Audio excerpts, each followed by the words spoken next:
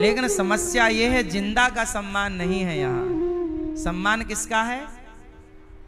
ये बात सही बोल रहा हूं गलत बोल रहा हूं? मर जाओगे ना, फूलों की माला, हार, साल, कपड़े और 4 लोग आएंगे कंधे पे उठाएंगे आपको। और जिंदा थे तो इन 4 में एक ऐसा है जो आपका पांव पकड़ के खींच लेता था। आगे जा रहा है, तरक्की कर रहा है, चल पीछे आ। जिंदा थे, पांव पकड़ के खींचता था, मर गए कंधे पे ले जा रहा है। और सुनो, तुम्हारे मरने में भीड़ बहुत आएगी। जिंदा हो अभी बुलाओ के सुनो, आओ जरा प्यार की 2 बातें कर लें, आओ जरा हंस लें, मिल लें, बोल लें। लोग बोलेंगे टाइम नहीं है, हम बहुत व्यस्त हैं, बिजी हैं। और जिस दिन आप मर जाओगे बस भीड़ चालू। जिंदा हो 2 बातें करने का टाइम नहीं है। आप अपनी माँ से ही 2 बातें नहीं करते अच्छी, आप अपने बाप से 2 बातें नहीं करते।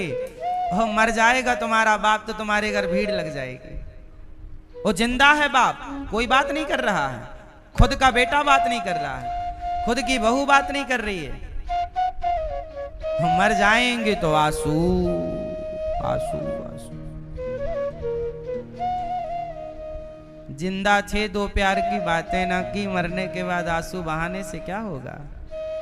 ये दुनिया बड़े दिखावे की है। ये दुनिया कैसी है? दिखावे की। आज आपका साथ कौन दे रहा है? कितने लोग हैं आपका साथ देने वाले? लेकिन जिस दिन आप मर जाओगे ना, सैकड़ों और हजारों लोग आपके संग शमशान जाएंगे। मरने के बाद मुर्दे का साथ देने वाले हजारों हैं, पर आप जिंदा हो तो बताओ आपका साथ देने वाले कितने हैं? जो साथी है वही धोखा दे देता है। सही है? जिंदा हो साथी ना ढूंढ पाओगे।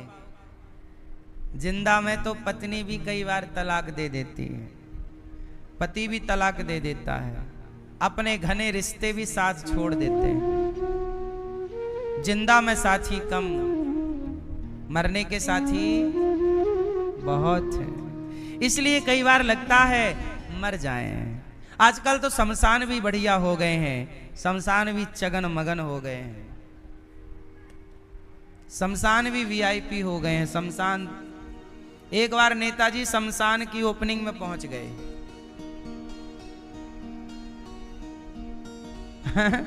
शमशान बनाया, मस्त टीन सेट डाल दिया ऊपर, चबूतरा बनाए। बोले अब ओपनिंग कैसे हो? बोले किसी को मरना पड़ेगा। तो बोले यार तुम ले लो 6000 मर जाओ। ऐसी चल रहा है आजकल, लोग मुर्दे का ही सम्मान करते हैं। इसलिए हम आपसे कहें एक बात, सुखी रहना है तो आप भी जगत के लिए मुर्दा हो जाइए, जिंदा रहिए केवल भगवान के लिए। मुर्दा होने में क्या दिक्कत है? आप हमें देते रहिए गाली, हम मुर्दा हैं, हम सुनेंगे ही नहीं। अनिरुद्धाचार्य ये बात कह नहीं रहा है। आप बताओ, मीडिया के लोग हमें गालियां देते रहते हैं कि नहीं? टीवी डिबेट पर बैठ के हमें लोग गालियां देते रहते हैं कि नहीं? हम कोई उत्तर देते हैं उन लोगों को?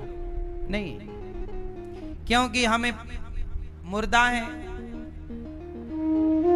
जब तक जिएंगे लोग गाली देंगे, मरने के बाद देखना यही न्यूज वाले तारीफों के पुलंदे बांधेंगे। एक उदाहरण से समझ लो ना, अटल बिहारी जी का नाम तो सुना होगा, सुना कि नहीं? अटल बिहारी जी जब तक जिंदा थे तब तक लोगों ने, जब उनकी मृत्यु हुई तो मैंने देखा जो विपक्षी नेता थे ना, विपक्ष के, वो भी माला ले लेके जा रहे थे, अटल जी के प्रति श्रद्धांजलि व्यक्त कर रहे थे। लेकिन वही अटल जी जब जीवित थे तो 1 वोट की जरूरत थी, एक के चक्कर में सरकार गिर गई थी उनकी। जिंदा थे तो एक ने सपोर्ट नहीं किया, और मर गए तो फूलों की माला पहना रहे। वही लोग जो एक का साथ ना दे पाए, अब वही लोग कह रहे हैं कि अच्छे थे। जब जिंदा थे तो वही कह रहे थे कि तुम बुरे हो। सही है गलत है? ऐसे ही जब तक व्यक्ति जीवित है, इसलिए हम कहते हैं कि आप मुर्दे हो जाओ। क्या हो जाओ? आपको कोई गाली दे आप मुर्दे बन जाओ, अपमान करे मुर्दे बन जाओ, कहने दो। आप क्या करो? अपना काम करो, अपने लक्ष्य की ओर चलो। किसकी ओर चलो? जोर से, अपने लक्ष्य की ओर। लोग क्या कह रहे हैं, क्या चाह रहे हैं, कहने दो। मुर्दा बन जाओ, मुर्दा, सीधा चलो। जो व्यक्ति दुनिया की सुने बिना आगे बढ़ेगा वो बढ़ जाएगा, और सुनकर उलझ गया तो उलझे रह जाओगे, फिर सुलझने का कोई रास्ता ना मिलेगा। सही है गलत है? हम आपको सही समझा रहे हैं गलत समझा रहे हैं? सही है। इसलिए सहारा केवल, अच्छा आपका भला एक तो आपके माँ बाप चाहते हैं और भगवान आपका भला चाहते हैं, और इस संसार में कोई आपका हित चाहने वाला नहीं है। बहुत कम लोग हैं संसार में जो बेवजह सबका भला करते हैं और चाहते, कम लोग हैं। आप जैसे भले लोग भी इस धरती पर हैं। हम ये नहीं कहते कि भले लोगों से संसार उजड़ गया, नहीं, हैं भले लोग, पर भले लोग कई बार भीष्म पितामह की तरह चुप रहते हैं। जिस सभा में द्रौपदी के कपड़े उतर रहे थे, वहां बुरे लोग तो थे, शकुनी जैसा बुरा, दुर्योधन जैसा, दुशासन जैसा बुरे लोग भी थे, पर ये नहीं है कि वहां भले लोग नहीं थे। वहां गुरु द्रोणाचार्य जैसे भले लोग, कृपाचार्य जैसे भले लोग, भीष्म पितामह जैसे भले लोग थे, पर गलती बस इतनी थी कि भले लोग चुप थे। आज भी इस संसार में भले लोगों की कमी नहीं है, बस बात इतनी है कि भले लोग चुप हैं। भले लोग बोलो चुप हैं, वो चुपचाप देख रहे हैं। कई बार आपके घर में आपकी बहू के साथ दुर्व्यवहार होता है। आप जानते हो कि आपकी बहू के साथ आपका बेटा या आपकी पत्नी अर्थात सास या आपकी बेटी अर्थात ननंद कई बार बहू के साथ दुर्व्यवहार कर रहे हैं, आप देख रहे हैं, पर आप पितामह भीष्म की तरह चुप हैं। ऐसा नहीं है कि आपके घर में सब बुरे हैं, कुछ भले लोग भी हैं, पर समस्या तब हो जाती है जब भले लोग चुप रह जाते हैं। इसलिए जीवन में अशांति है। आपसे प्रार्थना है, शिव से सीखिए। जो पत्थर चोट खाकर टूट गया वो कंकड़ बन गया, और जो पत्थर चोट सह गया वो शंकर बन गया। इसलिए सहने वाला महान होगा, इसलिए सहते रहिए बस, और मुर्दे की तरह रहिए। इस संसार में खुश रहना है तो किसकी तरह रहना होगा? जोर से, मुर्दे को भी अपना गुरु बना लीजिए। मुर्दे को कोई फर्क नहीं पड़ता, मरने के बाद लोग मुर्दे पे पैसे बरसाते हैं। बोलो हाँ, सही है। जिंदा थे, तुम्हें 1000 की जरूरत थी, 1000 देने वाले ना मिले, मरने के बाद तुम्हारे ऊपर पैसा बरस रहा है। क्यों? सही है, पैसे बरसते हैं कि नहीं? मुर्दे के ऊपर बरसते हैं। और सुनो, मखाने भी बरसते हैं, बतासा भी बरसते हैं, मुरमुरा भी बरसता है मुर्दे के ऊपर।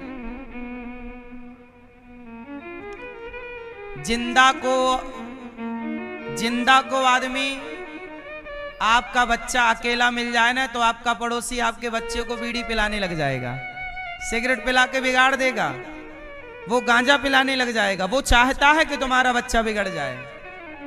सुनना, तुम्हारे बच्चे को दुनिया के लोग बिगाड़ना चाहते हैं, इसलिए फ्री में पहले दारू पिलाते हैं। यार पी लो, क्या बिगड़ रहा है?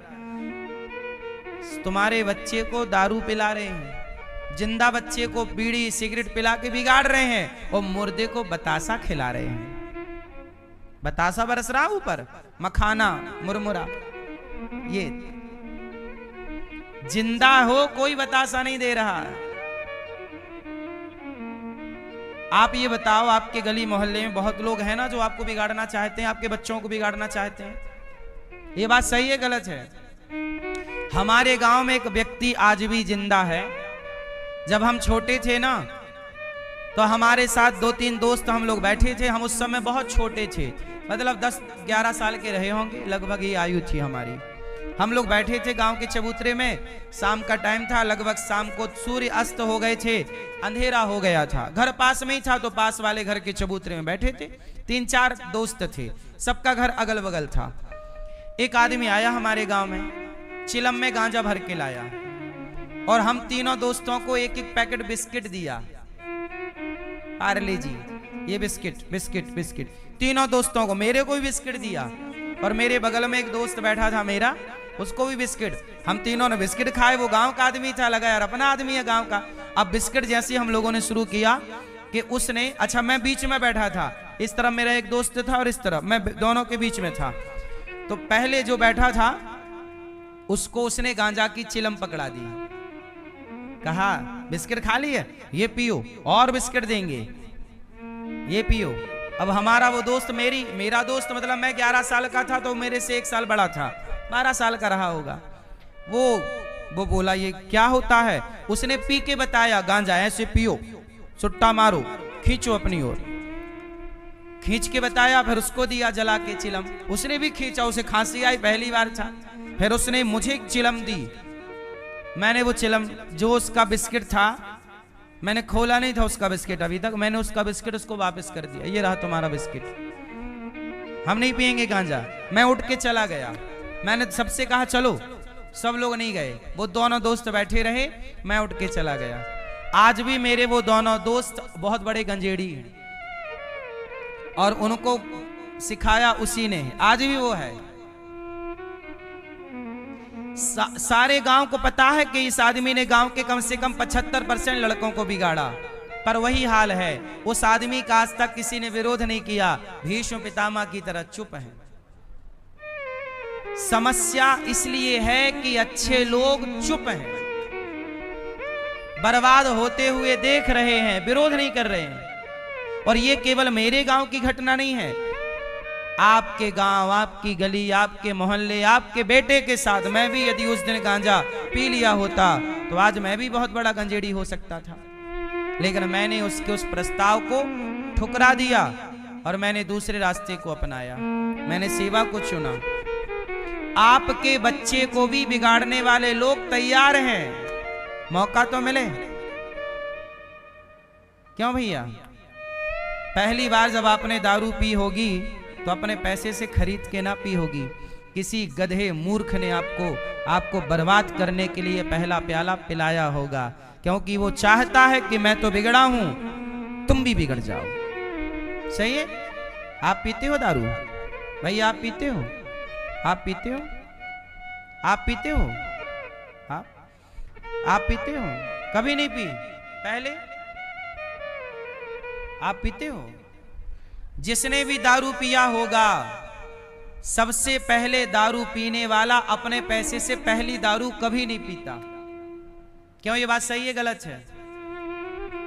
हमेशा उसको कोई ना कोई उसे दारू पहली बार पिलाता है, और जो पिलाता है वो बहुत बड़ी खोपड़ी वाला है, वो उसके मस्तिष्क में तुम्हारा सर्वनाश चल रहा। जैसे शकुनी था दुर्योधन के संग, पर साथ में रहकर दुर्योधन के सर्वनाश की योजना शकुनी ने बना रखी थी।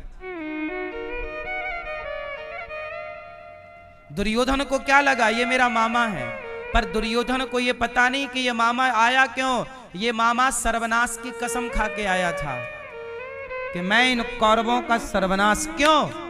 क्योंकि जो शकुनी था, शकुनी की बहन जो गांधारी थी, गांधारी का विवाह जबरदस्ती धृतराष्ट्र के साथ भीष्म पितामह ने कराया था, क्योंकि धृतराष्ट्र अंधे थे, तो अंधे के साथ कौन अपनी बेटी का ब्याह करता। तो जो गांधार राज थे, मतलब शकुनी के पिता, गांधारी के पिता, तो उन्होंने मना कर दिया कि मैं अपनी बेटी का विवाह अंधे के संग नहीं करूंगा। पर पितामह तो बलशाली है ना, नहीं करना होगा। तो गांधारी तो तैयार थी। अच्छा, गांधारी की इच्छा थी कि मैं कर लूं विवाह, चलो अब जो है। उन्हें पता था कि मेरा पति अंधा है, कोई बात नहीं, मैं भी पट्टी बांध लूंगी, मैं तैयार हूं। पर गांधारी के पिता तैयार नहीं थे और ये शकुनी भी तैयार नहीं था। तो फिर जानते हो क्या हुआ?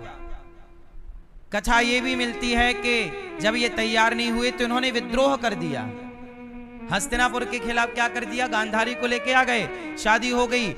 तो शकुनी के भाइयों ने और शकुनी के बाप ने हस्तिनापुर के खिलाफ क्या कर दिया, विद्रोह कर दिया।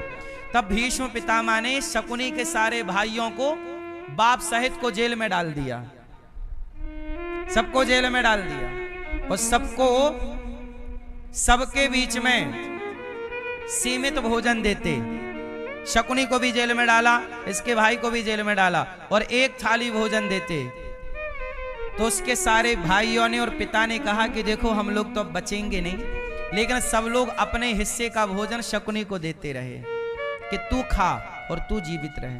बाद में कहा कि हम सब तो मर रहे पर एक को छोड़ दो। तो शकुनी के बाप ने कहा था कि मेरे हड्डियों के तुम पासे बना लेना, वो सिद्ध पासे हो जाएंगे तुम्हारे लिए, और उन्हीं पासों से इन पांडवों कौरवों का सर्वनाश कर देना। इन्होंने हमारा उजाड़ा है, तुम भी इनका उजाड़ना। तो वो जो शकुनी हैं, उनकी हिस्ट्री ये है कि वो ये कसम खा के आया है, क्योंकि बहन तो है गांधारी, अब बहन तो चली गई, शादी हो गई, पर इन्होंने जब विद्रोह किया इन्होंने, तो भाई दंड तो मिलेगा। तो भीष्म पितामह, एक राज सत्ता में ये नियम होता है कि यदि आपने विद्रोह किया तो आपको दंड मिलना है। तो हस्तिनापुर की शासन ने आपको दंडित किया, लेकिन वो दंड से ये लोग बहुत, इनको यहां लग गई दिल में कि नहीं यार इन लोगों ने, अब इनका नाश करो।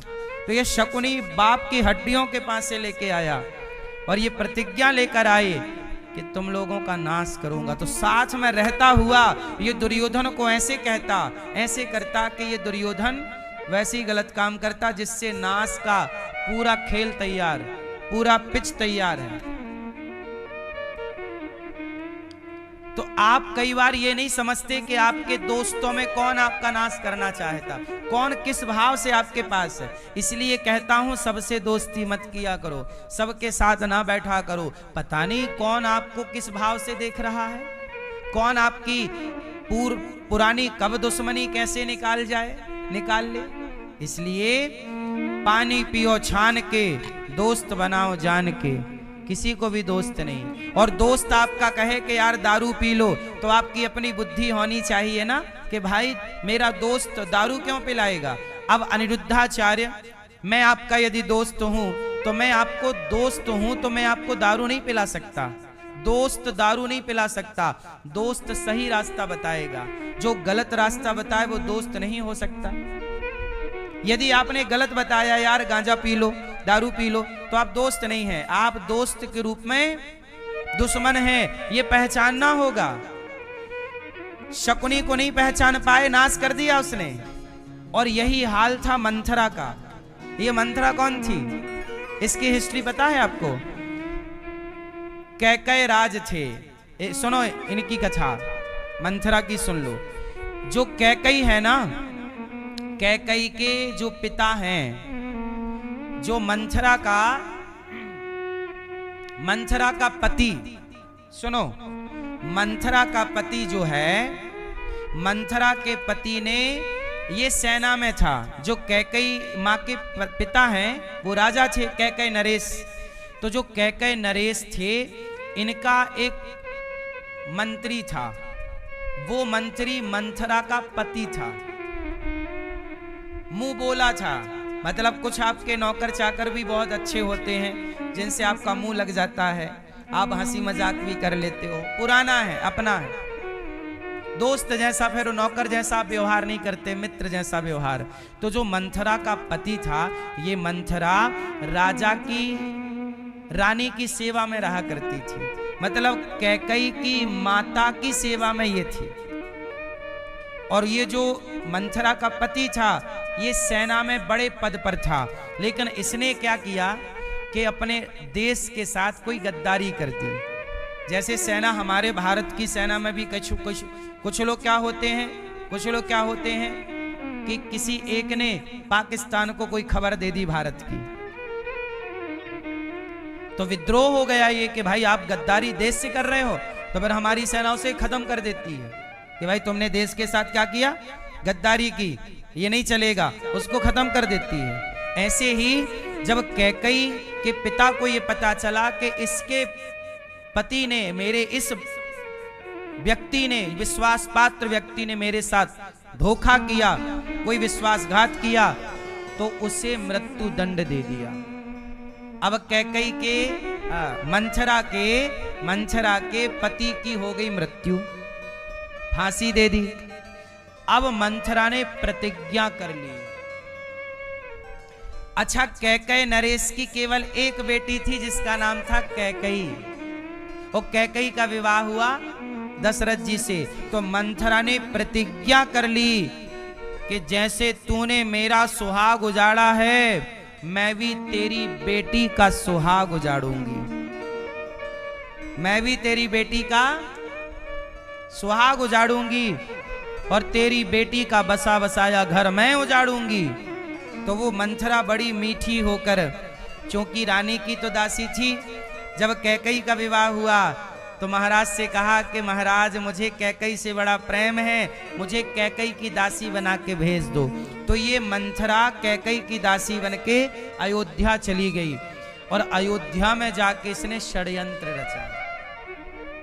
सोचो, सालों से रह रही है, सालों से रोटी खा रही है, पर इसके दिमाग में खिचड़ी कुछ और पक रही है। क्या खिचड़ी पक रही है? नाश, कैकई का नाश करना है। इसलिए कैकई को भड़काने का, पुराने 2 वचन याद दिलाने का पूरा खेल किसका है? मंथरा का। कैकई को किसने बिगाड़ दिया? तो वहां शकुनी था जो पुरानी बातें लिए बैठा था, यहां मंथरा थी और दोनों ने नाश किया है। ऐसे ही आपके बच्चों को कुसंग से बचाइएगा, किसी के साथ ना बैठें, किसी के साथ कुछ भी ना, बीड़ी, सिगरेट, तंबाकू, चरस, अफीम, गांजा, आजकल बाजार में ये आम बातें हो गई हैं। इनमें एक बार कोई उलझ जाए तो अच्छे से अच्छा भी बर्बाद हो जाता है। किसी को बर्बाद करना है तो नशा करना सिखा दीजिए, बर्बाद हो जाएगा। सही है? और यही सिद्धांत तुम्हारे बच्चों के लिए तुम्हारा दुश्मन अपना रहा है।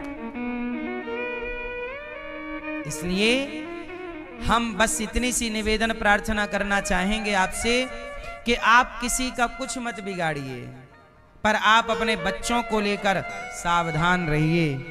तुम्हारा बच्चा किसके साथ बैठता है, किससे क्या बात करता है, पता नहीं कौन सा दोस्त क्या कहने लग जाए, कहाँ ले जाए, क्या करने लग जाए। थोड़ा जितना काम पे फोकस है, इतना थोड़ा बच्चों पर भी ध्यान रखो। तुम्हारे बच्चे ही तुम्हारी प्रॉपर्टी हैं, तुम्हारे बच्चे ही तुम्हारी संपत्ति हैं। बच्चे बिगड़ गए तो दौलत का करोगे क्या? इसलिए आपका बेटा संस्कारी हो, योग्य हो। जब तुम्हारा बेटा योग्य होगा, संस्कारी, तब तुम गर्व से सिर उठा सकते हो कि देखो ये मेरा बेटा, मैंने ये परवरिश दी। यदि तुम्हारा बेटा बिगड़ गया तो लोग सवाल आपसे करेंगे कि तुम कैसी माँ हो, तुम कैसे बाप हो, क्या परवरिश की, देखो तुम्हारा बेटा नशेड़ी हो गया है, देखो तुम्हारा बेटा ऐसा हो गया। फिर तुम जवाब ना दे पाओगे, उस समय तुम्हारा पैसा काम ना आएगा। इसलिए जिम्मेदार पिता बनो, जिम्मेदार माँ बनो और जिम्मेदार गृहस्थ बनो। ईश्वर ने जो जिम्मेदारी दी है बखूबी निभाओ, ईमानदारी से निभाओ। तुम्हारा बेटा अच्छा बने, तुम्हारी बेटी अच्छी बने, अच्छे बच्चों से अच्छा भारत बनेगा। अच्छे बच्चों से क्या बनेगा? अच्छा। यदि अच्छे बच्चे नहीं हुए, बुरे बच्चे हो गए तो भारत भी, हाँ, अच्छे बच्चों से अच्छा भारत होगा। आओ हम अच्छा भारत बनाते हैं। अच्छा भारत बनाने के लिए आपको अपनी अच्छी बेटी बनाना होगा, अपनी बेटी को संस्कार देना होगा, अपने बेटे को संस्कार देना होगा। बड़ों का सम्मान, नारी का सम्मान, पुरुष का सम्मान, एक दूसरे का आदर, बाप का सम्मान, माँ का सम्मान, बड़ों का सम्मान, सनातन का सम्मान, गीता का सम्मान, रामायण का सम्मान, अपनी संस्कृति का सम्मान करना होगा। अपने तिलक